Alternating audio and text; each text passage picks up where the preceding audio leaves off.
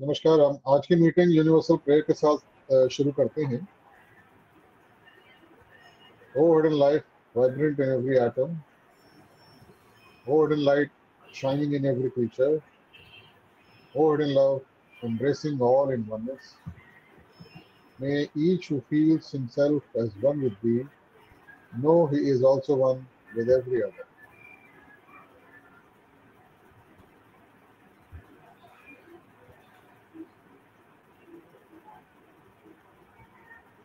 आज की मीटिंग का टॉपिक है यू एंड योर हैबिटेट। आप और आपका परिवेश, ये पहला भाग है, फर्स्ट पार्ट है। और स्पीकर जो हैं नेशनल लेक्चरर हैं ब्रदर श्याम सिंह गौतम जी। हम लोग पहले भी शंकर लॉज के अंदर इनका लेक्चर सुन चुके हैं। ब्रदर श्याम सिंह गौतम बहुत पुराने थियोसॉफिकल सोसाइटी के मेंबर हैं और करंटली नेशनल लेक्चरर और प्रेसिडेंट हैं चौहान लॉज के कानपुर में। तो ब्रदर, मैं आपसे रिक्वेस्ट करता हूं कि आप जो है अपना लेक्चर स्टार्ट करें।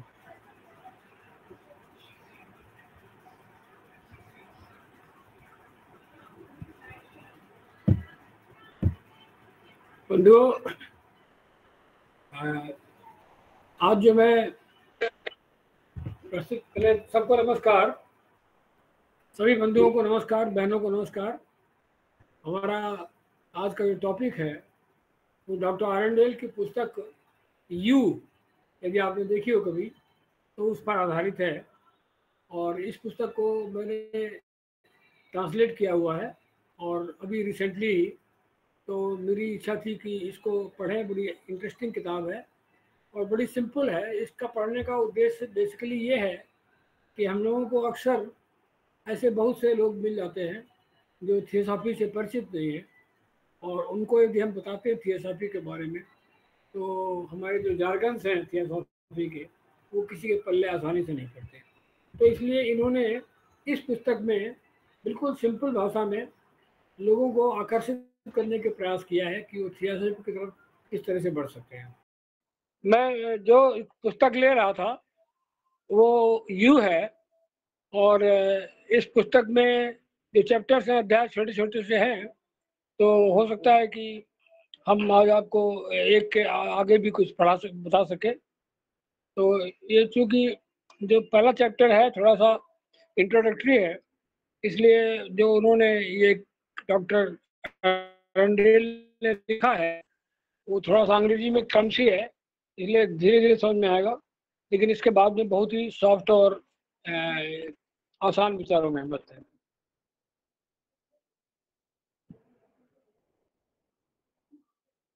ये जो चैप्टर है पहला, उसका नाम है you as a personality, as you are, you as you are. इसका मतलब है कि जनरली जैसे हम हैं उसके बारे में थोड़ा सा लोगों को अवगत कराया गया है, ताकि they are able to understand their present position, that they are in ignorance.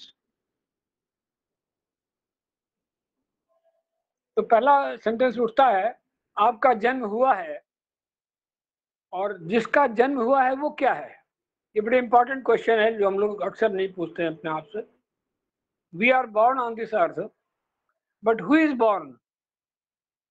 Whether this body is born or there is something else which is born through this body.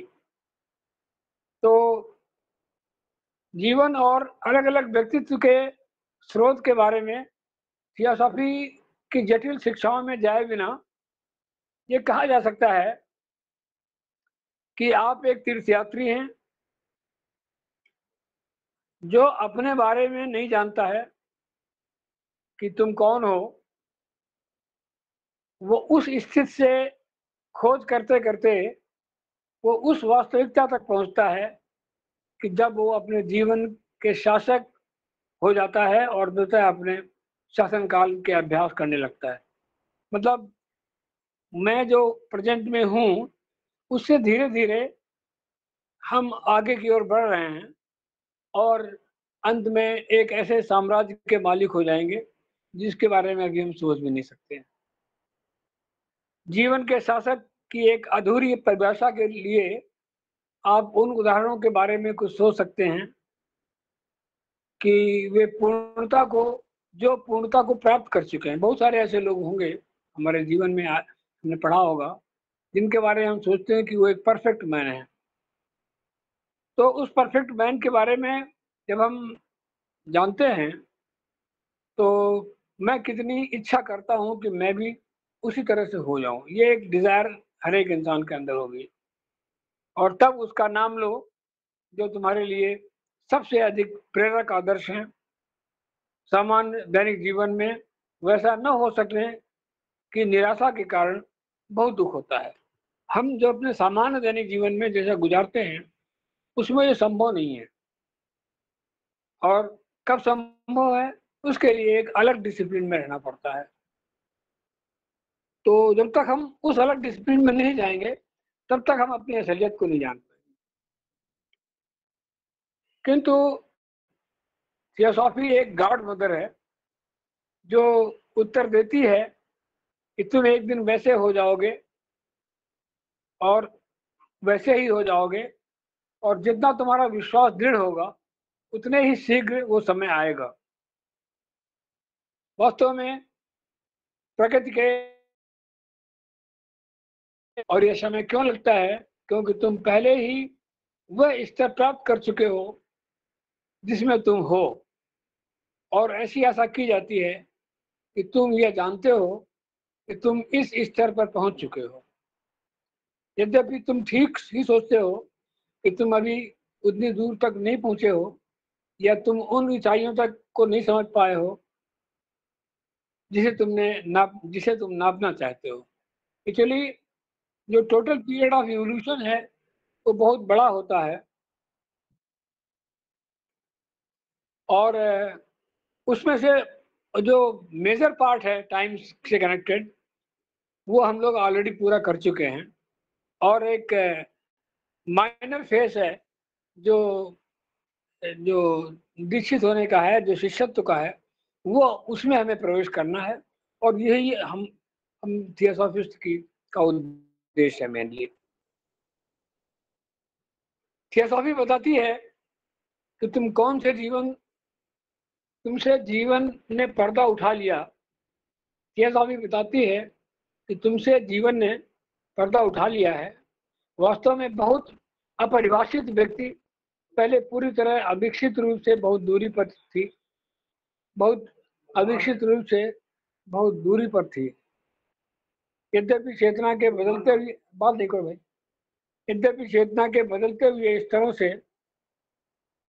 पूर्णता के इतने निकट आ गए हैं कि उन स्तरों से जिन्हें हम प्रकृति का साम्राज्य कहते हैं, वह जीवन जिसे तुम मैं कहते हो, धीरे धीरे विकसित हुआ है, और अब अपने को मैं कह सकते हो, और अपनी पहचान अपने परिवेश से करने लगे हो। एक्चुअली ये जो मैं वर्ड यहाँ पे यूज किया गया है, ये आप देखें कि ये मैं शब्द जो है केवल मनुष्यों में है, और हमारी जो इसके पहले की स्थितियाँ थी पशु के रूप में और वनस्पति के रूप में या पाषाण के रूप में, तब कोई मैं नहीं था।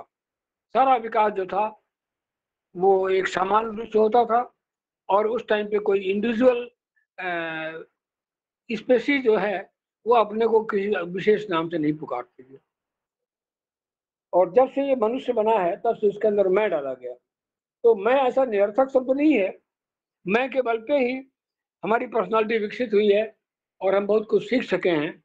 और ये जो जिसे हम अहंकार कहते हैं, ये अहंकार हमारे संरचना का एक पार्ट है, और इसके रहते ही हम विकास करते हैं।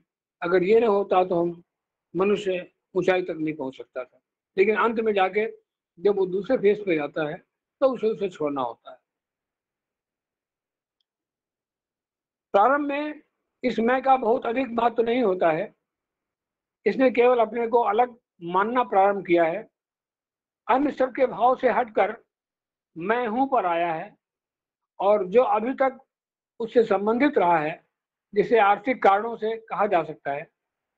एक्चुअली मनुष्य पहले अपने स्वयं को अलग समझने लगता है, और अपनी वस्तुएं, अपने सामान, अपना धन सब कुछ जो है वो अपने लिए ही खर्च करता है, अपने संबंधियों के लिए खर्च करता है, और वो उसको दूसरों से अलग मानता है। दूसरे लोग अपने अलग एकत्रित करते हैं और प्रत्येक व्यक्ति अपना अपना करता है।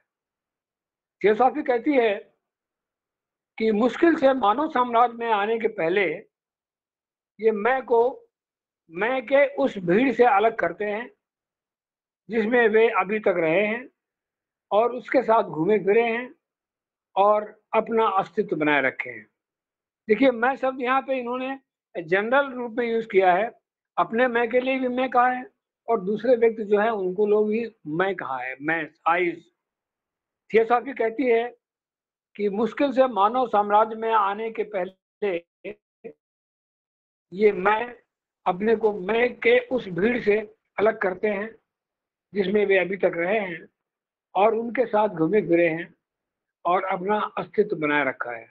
किंतु जिस क्षण वह मनुष्यत्व चेतना की उस स्थिति की दहलीज पर पहुंचता है, वो समूह का घोंसला छोड़ देता है और अपने जीवन के काम धंधों में लग जाता है। ये मनुष्य के रूप में जन्मने के पश्चात ही मैं का कॉन्सेप्ट शुरू होता है। इसलिए प्रारंभ करने के लिए मैं अपेक्षाकृत कमजोर विषय है। जैसा हम पूरी तरह से अविकसित आदि मानवों को देखते हैं, शुरुआत में जब मनुष्य आता है आदि मानव के रूप में, तब उसमें मैं की फीलिंग उतनी अधिक नहीं होती है। वो समूह के लिए काम करते हैं, कबीरों के लिए। किंतु जब एक के बाद एक जन्म होते हैं, उसी मैं से न रुकने वाला दबाव जो जमीन की अनावरण होने के गुण हैं, मैं के अंतर से ही कार्य करता है और बाहर से आने वाले दबाव से कम नहीं, स्थायी और लगातार दबाव बनाता है। और यहीं पर थियोसॉफी स्वतंत्रता और आवश्यकता के बीच का कंफ्यूजन हटा देती है। देखिए, यहाँ पे दो वर्ड यूज किए हैं, एक है स्वतंत्रता और एक है आवश्यकता। क्योंकि विकास हमारा उद्देश्य है और हम एक अल्टीमेट पॉइंट तक पहुंचना चाहते हैं।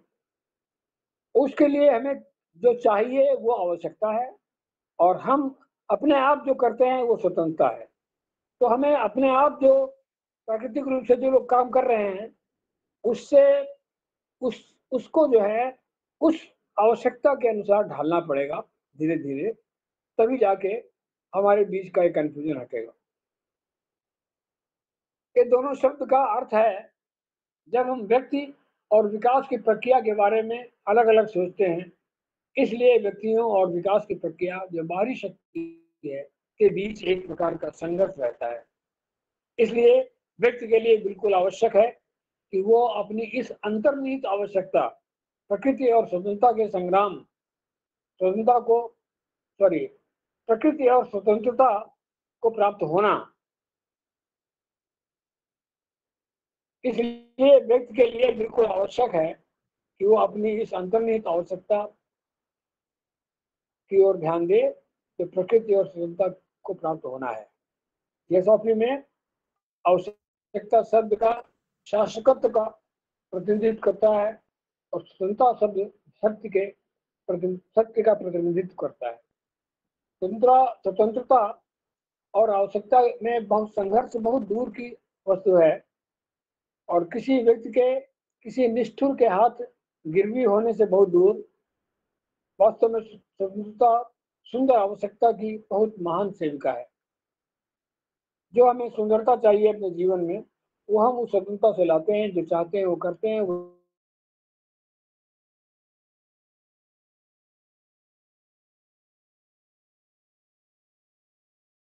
हुआ शासक है जो अपनी स्वतंत्रता के लिए को अपने उस भविष्य को उस आवश्यकता में बदलने के लिए प्रयोग करता है जिसे उसने स्वयं बनाया है।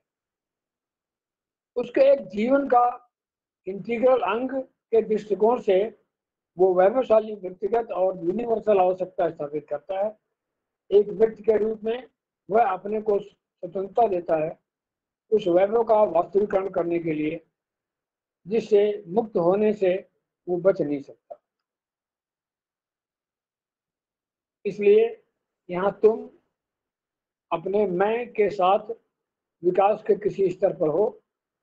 यदि तुम्हारा भविष्य तुम्हारे लिए नहीं के बराबर है यदि तुम अधिकांशतः वर्तमान या भूत में फंसे रहते हो, तो अपने वर्तमान मैं के जाने सॉरी तुम अपने वर्तमान मैं के बारे में गर्वान्वित होगे, अपने में अपनी अभिलाषाओं, आदर्शों, विचार और भावनाओं के बारे में बहुत संतुष्ट रहोगे और प्रभाव यह होगा तुम अपने को दूसरों से बहुत आगे, बहुत बहुत सारे जो मैं हैं दूसरे लोग, उनसे अलग समझोगे, अपने को श्रेष्ठतर मानोगे। तुम अपने को उचित महसूस करोगे और आश्चर्य करोगे कि क्या कारण है कि लोग तुम्हारी तरह से जीना उचित जीवन मानते हैं।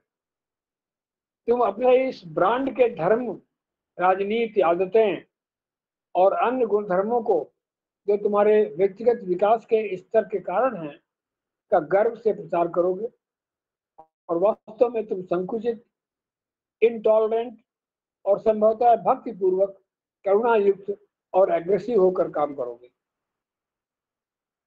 थियोसॉफी आपको सेंस ऑफ प्रपोर्शन देना चाहती है।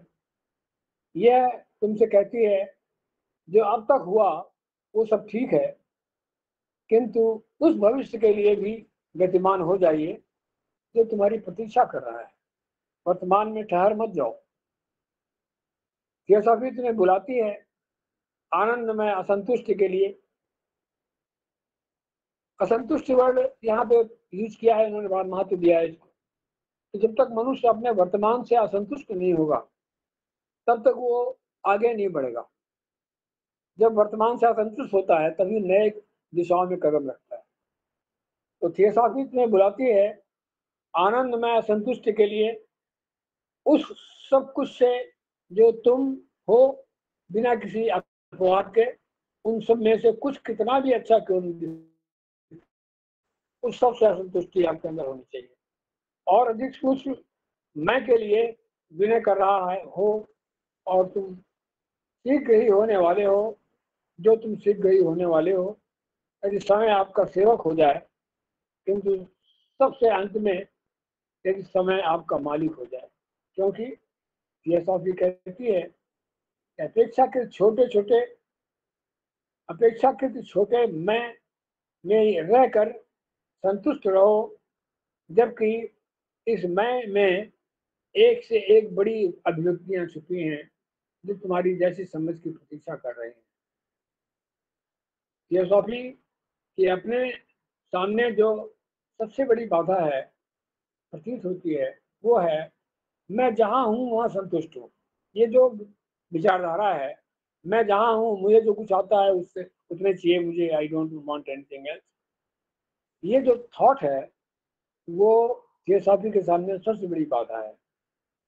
इंडिया में आप जाइए, किसी से बातें करो तो वो अपने ग्रंथों के अतिरिक्त कोई बात सुनना ही नहीं चाहता।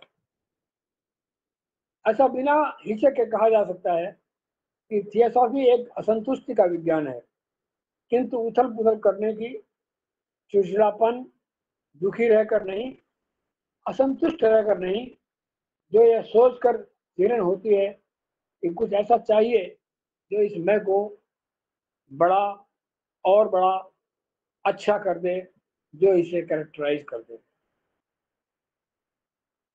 एक व्यक्ति जो जहाँ है वहीं संतुष्ट है, मरा नहीं है, केवल अधमरा है, क्योंकि वह उसे अपने पास आने से रोकता है जो जीवन के पास उसे प्रस्तुत करने के लिए है। एक बहती हुई नदी बनने के बजाय वो एक ठहरे हुए पानी का गड्ढा बन जाता है, जिसमें प्रतीत होता है गर्व उसको निगलने और उसके गतिमानता के कार्य को रोकता है। थियोसॉफी आपको गतिमानता का आनंद लेने और भविष्य के अनजाने स्थान पर भ्रमण करने की आतुरता लाना चाहती है जो तुम्हारी प्रतीक्षा कर रहा है। इन शब्दों में से भविष्य आप में एक चमक और झिलमिलाने के शब्दों को लुभाता है। थियोसॉफी इससे बहुत अधिक भी करती है। यह आपको एक अन्य लोगों की वर्तमान स्थिति को समझने और उसको सराहना करने में सहायता करती है। उसकी आदतें और उसके मैं से। संसार बहुत अधिक धनाढ्य और शांतिपूर्ण हो सकता है यदि हम दूसरों से भी उतना ही रहना सीख लें जितना कि हम अपने आप से रहते हैं। एक्चुअली ये बड़ी इंपॉर्टेंट बात है जो थियोसॉफी में आने के बाद हमें समझ में आती है कि संसार में कितना भी बुरा व्यक्ति क्यों न हो, वो बुरा नहीं है, वो केवल कमजोर है, वो केवल वीक है, इसलिए ऐसा बिहेवियर कर रहा है। जिस दिन वो भी स्ट्रांग हो जाएगा उस दिन उसका बिहेवियर बदल जाएगा। थियोसॉफी जोर देती है कि यह धर्मों या राष्ट्रों या आदतों की परंपराओं में अंतर नहीं है। जो हमारे संसार में अलग अलग धर्म हैं, अलग अलग राष्ट्र हैं, इसमें कोई अंतर नहीं है। ये जीवन के विद्यालय की कक्षाओं का अंतर है। बड़ी इंपॉर्टेंट बात कही उन्होंने, यह जीवन के विद्यालय की कक्षाओं का अंतर है। विकास के विभिन्न स्तरों का संकेत उनके रिफाइनमेंट से, उनकी महानता से, उनकी सौम्यता से, उनकी दानशीलता से, दयालुता से, उनके सारे जीवन से, बंधुत्व के एहसास से, जो एक उद्देश्य से परिभाषित करता है कि तुम कैसे संकल्प लोग करोगे। किंतु अब हमें परिवेश के बारे में इन प्रश्नों को छोड़कर तुम्हारे जन्म की ओर जाना चाहिए। आपने एक अबोध बेबी के रूप में जन्म लिया था, तुम उस इन्फेंसी में क्या करते थे? ये भी कहती है कि तुम उस नए शरीर में रहने के लिए एकस्टम्ड हो रहे हो। और यहाँ यह स्पष्ट करना चाहूंगा कि तुम जिसे मैं कहते हो वह रुपैले धागे की तरह अनगिनत जन्मों से दौड़ रहा है, किंतु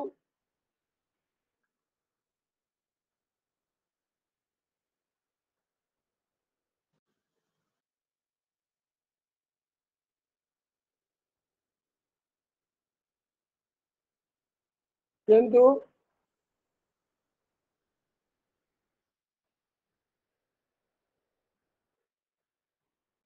और यहाँ यह स्पष्ट करना चाहूंगा कि तुम जिसे मैं कहते हो वह एक रुपये धागे की तरह अनगिनत जन्मों से दौड़ रहा है, किंतु इसके वाहन जन्म जन्म में बदलते रहे हैं।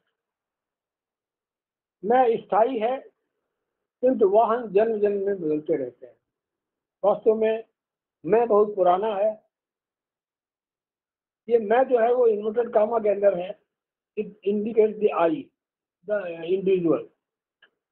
ये वास्तव में मैं बहुत पुराना है और ये शरीर जो इस बार का नया वस्त्र है जिसको इसे इस नए एडवेंचर के लिए धारण किया है।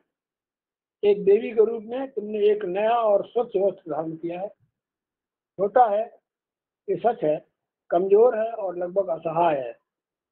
ये लगभग शक्तिशाली है, जिसके पास तुम्हारी विकास के स्तर के अनुसार चरित्र है, अपने विकास की विशेषताएं हैं। जो इसने पिछले जन्मों में सीखा है वो सब उस बच्चे के अंदर भरा हुआ है। इस सुंदर स्वच्छ और नए शरीर की का उद्देश्य क्या है?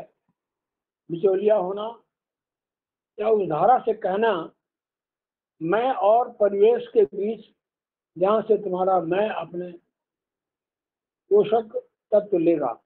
ये परिवेश वो चीज है जहाँ से हम अपना पोषण करेंगे। जब तुम्हारे पिछले जन्म के अंत में तुम्हारी मृत्यु तुम्हारा ध्यान रखने वाली सेविका बनकर तुम्हारे फटे पुराने कपड़े उतार कर तुम्हें स्वर्ग का स्नान करवा कर कुछ समय का विश्राम प्रदान किया, और जो टर्किश बात में के बाद पाई हुई शक्ति की तरह है। बहुत बढ़िया सेंटेंस है। जब तुम्हारे पिछले जन्म के अंत में तुम्हारी मृत्यु तुम्हारा ध्यान रखने वाली सेविका बनकर तुम्हारे फटे पुराने कपड़े उतार कर तुम्हें स्वर्ग का स्नान करवा कर कुछ समय का विश्राम प्रदान किया, और जो टर्किश बात के बाद पाई हुई शक्ति की तरह है। थियोसॉफी बताती है कि स्वर्ग में एक प्रकार के पुनर्निर्माण की प्रक्रिया है जिसमें आप अपने को जीवन के अंतिम उद्देश्य के अनुसार रीएडजस्ट करते हो। हमें अपनी आधा भूल जाने वाली प्राणी और प्रवृत्ति जो निश्चित है कि एक भौतिक क्षेत्र में आपकी क्रमिक विजय जैसा हमारे भौतिक संसार का प्रतिनिधित्व करता है, उससे कुछ अलग है। तुम्हें अपने भी भविष्य की कुछ झलक भी मिलती है। ऐसा लगता है कि इस अंधेरे के बीच में अचानक तुम उगते हो हुए सूर्य के प्रवेश करते हो, और ऐसा लगता है कि इस अंधेरे के बीच में अचानक तुम उगते हुए सूर्य में प्रवेश करते हो और उससे आने वाली आशीर्वाद के सुंदर रंग आपको दिख गए हैं। इस प्रकार आनंद से भरपूर और यह प्रतीत करते हुए कि यहाँ तक सबसे अधिक भौतिक बिना विजय के छूट जाएगा, यदि तुम उस भविष्य को अपना रूप दे दोगे। तुम कामनाओं से पूर्ण तुरंत इस संसार के में कूद पड़ते हो अपनी यात्रा पूरी करने के लिए। इसे स्वर्ग पहुंचकर तुम आश्चर्य करोगे, यद्यपि पृथ्वी पर यह बहुत थकी हुई लगती है। तुम एक भौतिक शरीर में आते हो क्योंकि पृथ्वी के पाठ पढ़ने के लिए तुम्हें एक भौतिक शरीर चाहिए। पहले के वर्षों में तुम अपने कपड़ों के नए सूट में एकदम एकस्टम हो चुके हो, और यद्यपि पहले लगता है कि वे तुम्हारे फिट नहीं हो रहे हैं, विशेष तौर पर जब दांत निकलने प्रारंभ होता है और तुम दर्द के दौर से गुजरते हो, जिससे प्रत्येक व्यक्ति बचपन में गुजरता है। वर्ष प्रतिवर्ष बढ़ती हुई निश्चितता के साथ अपने विचारों, भावनाओं और संवेदनाओं के माध्यम से अपने पुराने कॉन्टैक्ट्स को फिर से प्राप्त करते हो और स्वयं अपने भौतिक शरीर से और स्वयं अपने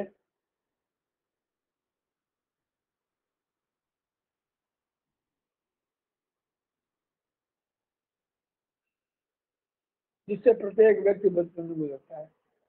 वर्ष प्रतिवर्ष बढ़ती हुई निश्चितता के साथ अपने विचारों, भावनाओं और संवेदनाओं के माध्यम से अपने पुराने कॉन्टैक्ट्स को फिर से प्राप्त करते हो।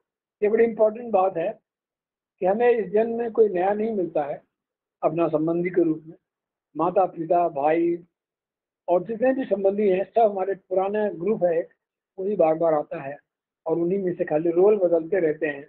जैसे कोई एक ड्रामा कंपनी कभी कोई रोल करती है, कभी कोई रोल करते हैं, उस तरह से।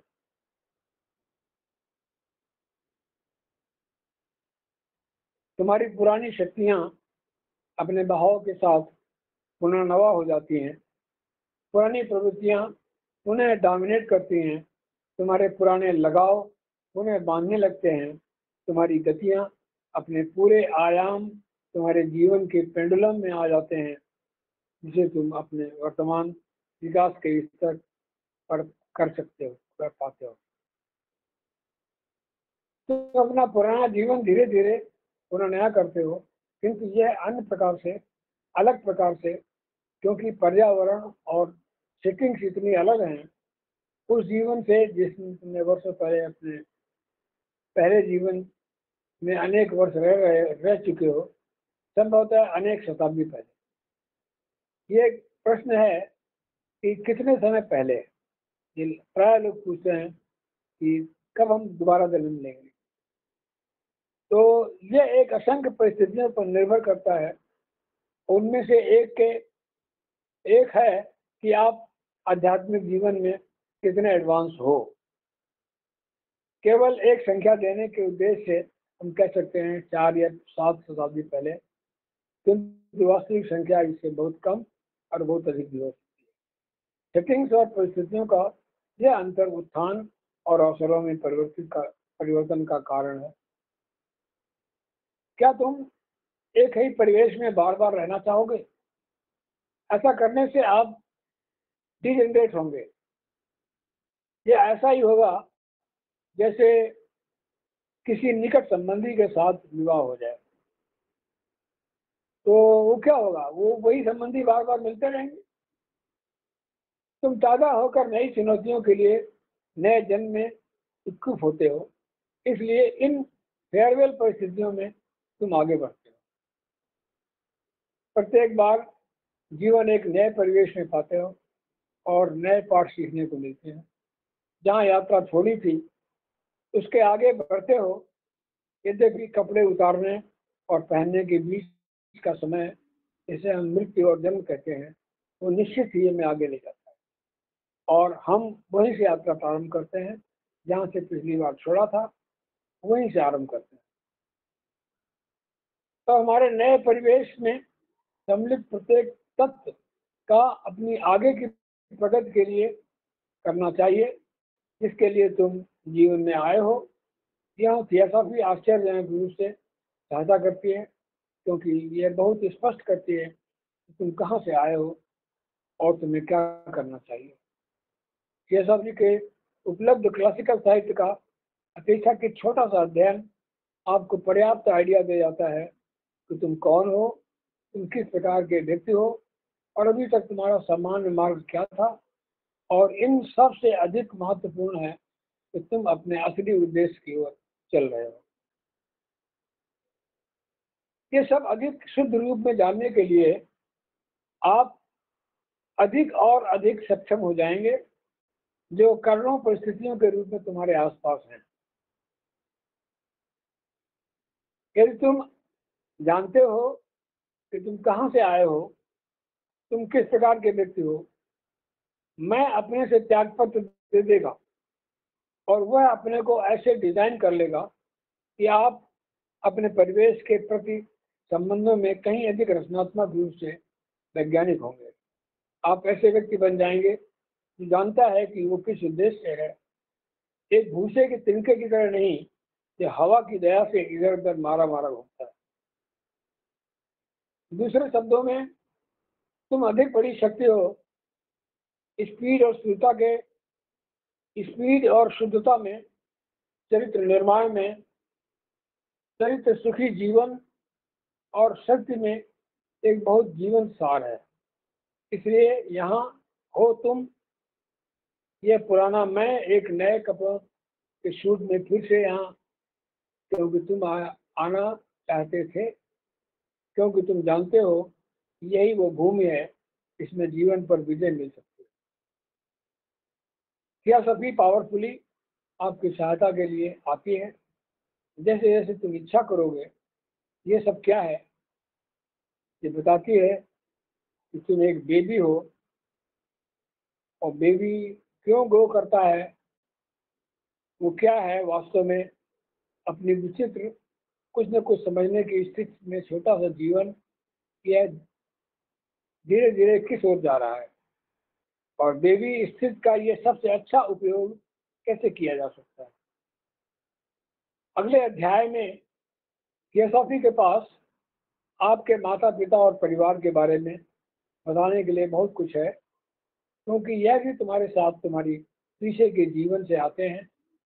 एक दृष्टिकोण से नया जन्म नया परिवेश लाता है, किंतु तुम्हारे दृष्टिकोण से यह केवल तुम्हारे परिवेश ही लाता है, नए प्रकार की ड्रेस होकर, नए प्रकार से ड्रेस होकर। वही पुराना परिवेश है, वही लोग हैं, उनकी ड्रेस बदल गई है। चलो हम देखते हैं कि ये माता पिता और परिवार के संबंध में किस प्रकार आगे बढ़ता है। अब हम एक सेकंड मुझे देंगे तो मैं दूसरा स्लाइड सीरीज खोल लूंगा प्लीज। तुम और तुम्हारे माता पिता, ये इस दूसरे चैप्टर का टाइटल है, डॉक्टर जी.एस. अरेंडेल की यू नामक पुस्तक का।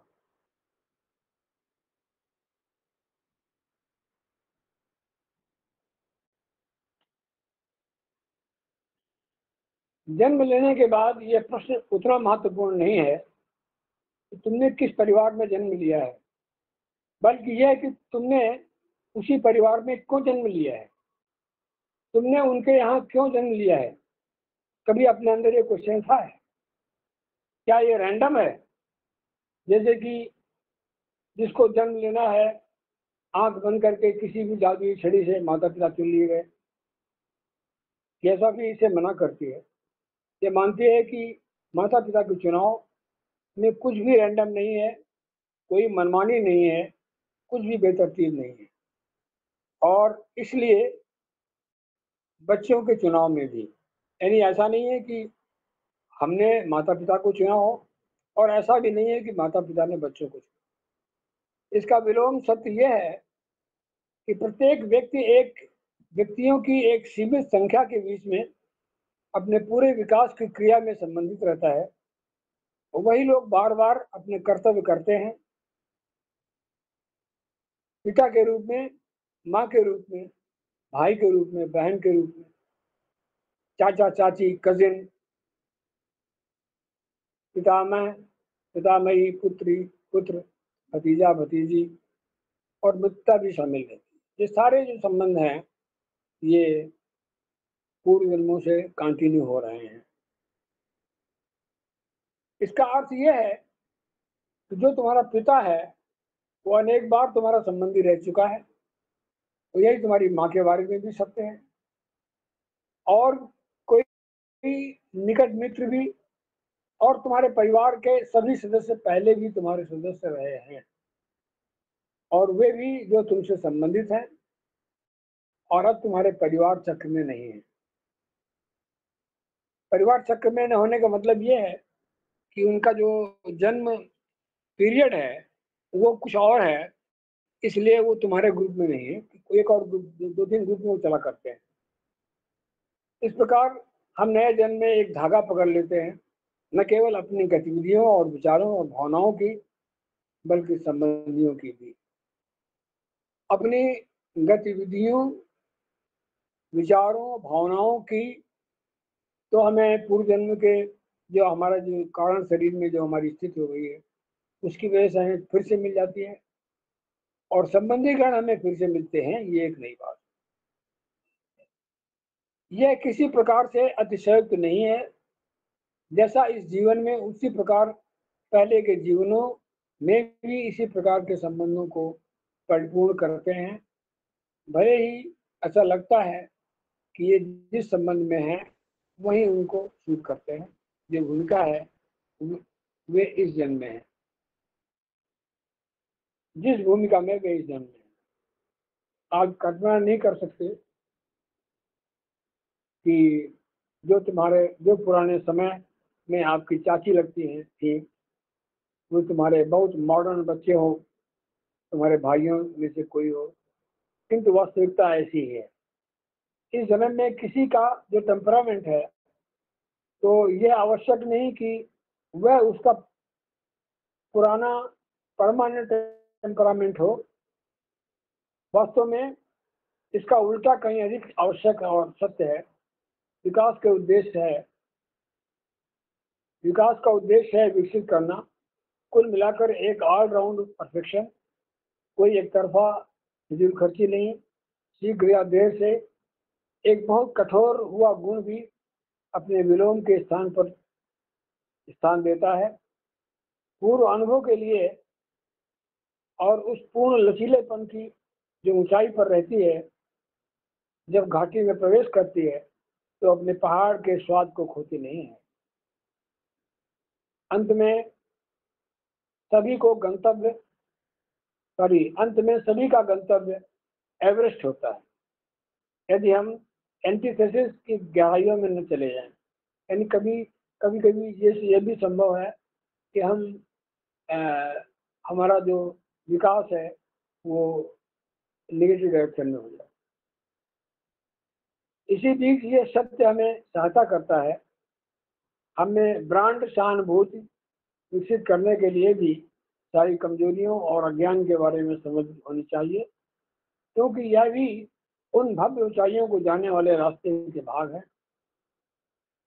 एक और शब्द जो थियोसॉफिकल डिक्शनरी के बाहर है वह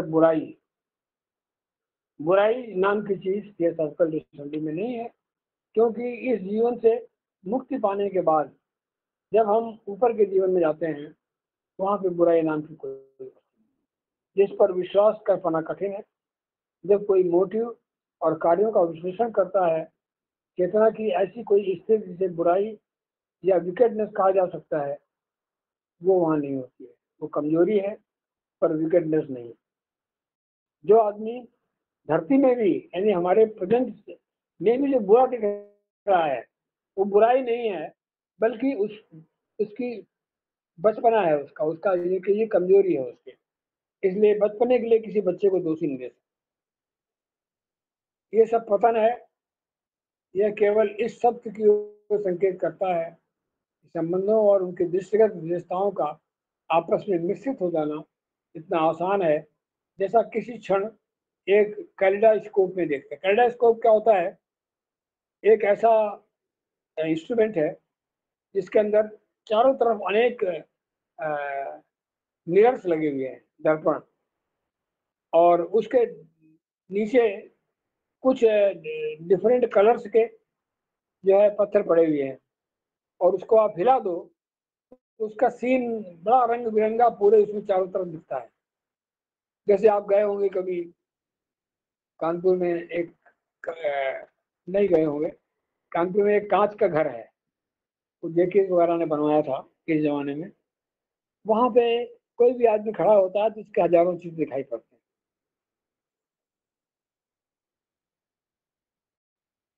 फिर भी यदि हम प्रत्येक जन्म के दाने के उस सुनहरे धागे के साथ चलें जो अलग इंडिविजुअलिटी है, तो हम ये कह सकते हैं कि उसके अंतर में एक अनअभिव्यक्त अलगाव रहित अजन्मा है।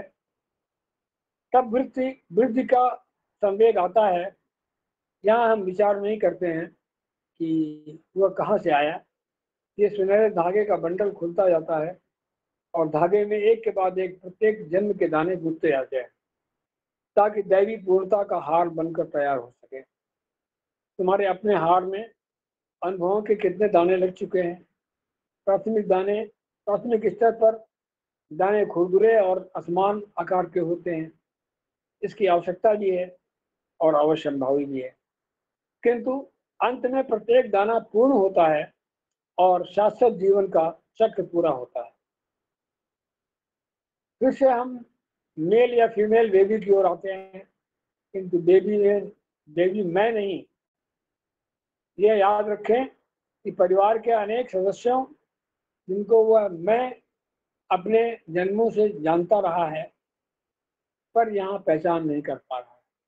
कदा कदा छोड़कर यह नहीं कह पाएगा, पिछली बार तुम मेरे पिता तो नहीं थे, तुम तो मुझे तंग करने वाली मेरी बेटी थी जिसने मुझे इतना कष्ट दिया था जितना मैं तुम्हें कभी नहीं दे पाऊंगा। और न वो यह कह पाएगा कि ये कितना विचित्र है कि अब तुम मेरी माँ हो और तुम तो पिछले जीवन में हम एक दूसरे के प्रेमी थे, हमारी शादी हुई थी और पकी हुई वृद्धावस्था में जी रहे थे। वह शायद ये पिछला संबंध याद नहीं कर पाएगा और ये भूल जाना ईश्वर की बहुत बड़ी कृपा है। यदि अपनी पूर्ण अपूर्ण स्थितियों में हमने अपने संबंधी याद आ जाएं और उन्हें हम जीवन की परिस्थितियां भी याद कर आ जाएंगी, और तब हम अपने पुराने संबंधों को जारी रखेंगे जिनके बारे में यही सलाह दी जाती है कि अपने संबंधों और क्वालिटी में परिवर्तन लाओ। हमें ये भी याद आता है कि हमने क्या गलतियां की थी, हमने क्या चोटें लगी थी, हमने किस किस को चोट पहुंचाई थी, हमने किसके बुरे व्यवहार सहे थे, हमारे पुराने कर्ज क्या थे जिन्हें अभी वापस किए जाने हैं, हमें कौन कौन से भुगतान अभी मिलने हैं आदि। और स्मृतियाँ शक्तिशाली आयुध हैं। जो हमारी याददाश्तें हैं वो एक बहुत बड़े औजार हैं। यदि ये ज्ञानवान व्यक्ति के हाथ में हैं तो ये शोभा देंगे, अज्ञानी के हाथ में देंगे औजार मारने वाले को भी घायल करेगा, और जिसको ये याद करेगा उसको भी घायल करेगा। प्रज्ञावान के हाथ में स्मृति क्षमाशीलता के साथ होगी। जहाँ चोट पहुंची है, उनके साथ गलत हुआ है तो ईश्वरीय कानून उसका हिसाब रखेगा और उचित फल देगा। ये अज्ञानी के हाथ में स्मृति हिंसक रहेगी और प्रतिशोधात्मक रहेगी, और वह अपने खोए हुए एक लीटर रक्त का बदला मानेगा। अब आज के टॉक हम यहीं पर समाप्त करते हैं। अभी समय हो गया है, और आप लोग से कोई प्रश्न है तो आप कृपा करके जरूर पूछें।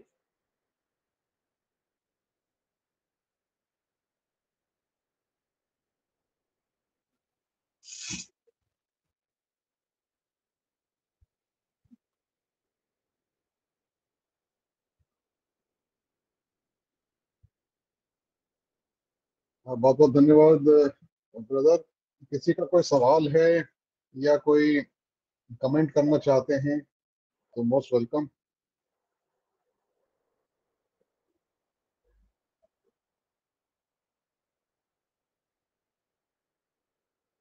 ब्रदर मेरे ख्याल से आपका जो टॉक था, लेक्चर था, बहुत क्लियर था, स्पष्ट था। तो शायद हमारे जो मेंबर्स हैं जो आपको सुन रहे थे उनके लिए बहुत क्लियर है जो आपका मैसेज था। अरुण डेल जी की किताब है यू, जिसको आपने ट्रांसलेट करा है, क्या वो छप गई है कि अभी आपने बस ट्रांसलेट करा फिलहाल? अगर किसी को चाहिए तो मैं उसको भेज दूंगा, लेकिन वो हिंदी में है, इसलिए जब ट्रांसफर करते हैं किसी उसको हम करवाना पड़ेगा, क्या बोलते हैं, पीडीएफ मेरे सिस्टम में नहीं है, वो थोड़ी दिक्कत है। तो हम किसी से रिक्वेस्ट कर लेंगे, पीडीएफ करके हमें भेज देगा, इसके बाद मैं भेज सकता हूँ। हमें हमारे पास ईमेल नंबर भेज दें जिसको चाहिए, तो मैं उसको भेज दूंगा। आप कहें तो नहीं, मैं आपको अपना आपके कौन से किस फॉर्मेट में है वो किताब वैसे? वर्ड्स में। डॉक्यूमेंट में है ना वो? हाँ हाँ हाँ, हाँ, तो आप डॉक्यूमेंट को जब सेव करें ना, उसको दोबारा आप सेव करिए उसको, तो उसको नीचे आता है कि आप उसको पीडीएफ में सेव कर सकते हैं। ये कर सकते हैं, लेकिन वो पता नहीं, वो जो एड ऑन जो है मेरे सिस्टम में जुड़ा नहीं है, अच्छा, शायद मैं उसका आपको जो। ऐसा करूंगा। हाँ, आप मेरे को, मैं आपको ईमेल अपना भेजता हूँ, आपको फोन पे आज व्हाट्सएप पे आप मुझे उसको भेज दीजिएगा। मैं उसको पीडीएफ में कन्वर्ट करके आपको दोबारा ईमेल कर दूंगा। लेकिन फॉन्ट चेंज करना पड़ेगा आपको, अगर वो हाँ फॉन्ट जी। उसका इंग्लिश हो गया है भेजने में हाँ, वो मैं करके तो करके कर दूंगा आपको। हाँ, वो कर दूंगा हाँ, मैं उसको। वो हो जाएगा, हो जाएगा वो। ठीक है जी।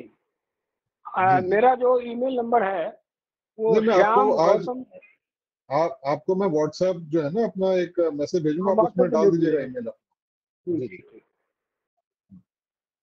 कोई मित्र है जो कुछ ऐड करना चाहे, कमेंट करना चाहे, नहीं तो हम मीटिंग को क्लोज करते हैं फिर। हाँ, हेलो सर। हाँ जी। जी जी, हाँ बोलिए सर, पुष्पेंद्र जी। नमस्कार सर। सर, ये नमस्ते। आपने बीच में सर एक शब्द बोला था कि थियोसॉफी एक असंतुष्ट का विज्ञान है। ये सर इसके जी, बारे में थोड़ा सा जानकारी दीजिए कि देखिए, ये। जब तक हम प्रेजेंट लाइफ की विकल्पों से असंतुष्ट नहीं होंगे, तब तक हम किसी आगे की जिंदगी के बारे में सोच नहीं सकते हैं। और अधिकांश लोग जो हैं प्रेजेंट में ही इतने संतुष्ट हैं कि उनको लगता है कि और कुछ जानने की जरूरत नहीं है। ये समस्या है। तो इसलिए थियोसॉफी के लिए ये विघ्न है। तो लोगों के अंदर प्रोत्साहन नहीं आता कि you should learn something new. तो मेरे सर ख्याल एक से ये चीज क्लियर हो गई होगी। सर हाँ जैसे सर जैसे ये चीज़ सर इसलिए क्लियर नहीं है क्योंकि सर जो है थियोसॉफी में तो खुद ही ये कहा गया कि धीरे धीरे करके तो आप खुद ही उच्च उच्च स्तर पर पहुंचेंगे। तो उसमें सर जो है हाँ हाँ, कैसे, मतलब कि व्यक्ति के जो आपने बताया कि वो थियोसॉफी का संतुष्ट का विज्ञान है, तो वो सर जो है वो चीज मतलब उतना चीज क्लियर सी नहीं है, क्योंकि ये क्लियर क्योंकि ये है कि जिन लोगों के अंदर ये फील होगा कि this is not enough, I should go to some other direction, तो जब तक ये फील नहीं होगा तब तक आप अपनी दिशा नहीं बदलेंगे। ये क्वेश्चन है।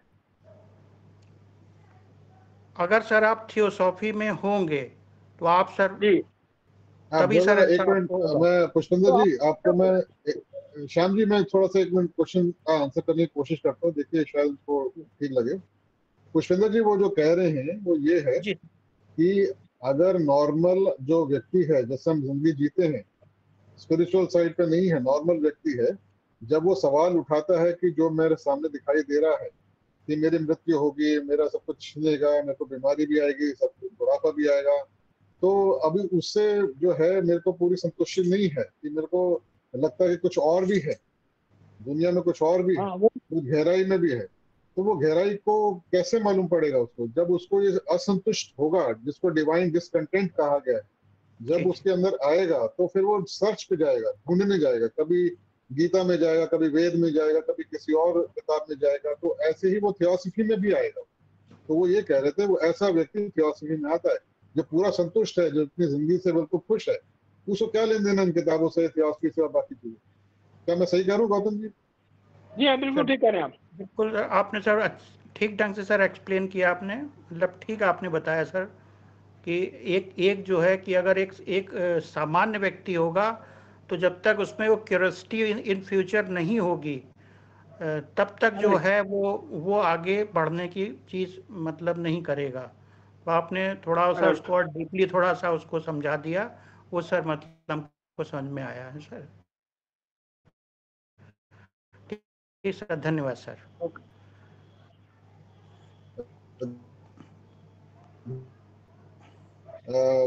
कुछ कहना चाहते हैं? नहीं तो फिर हम आज की मीटिंग क्लोज करते हैं। तो बहुत बहुत धन्यवाद ब्रदर गौतम जी। हम आज की मीटिंग क्लोज करते हैं यूनिवर्सल प्रेयर के साथ में। ये आपका पहला पार्ट था मेरे ख्याल से, इसके बाद में आप सेकंड पार्ट भी लेंगे इसके। जी जी जी। जी जी। तो वो माथुर जी के साथ में जो है उसको शेड्यूल कर लेंगे। तो आज हम मीटिंग अपनी क्लोज करते हैं, आपको धन्यवाद के साथ में, यूनिवर्सल ओके प्रेयर के साथ। जी।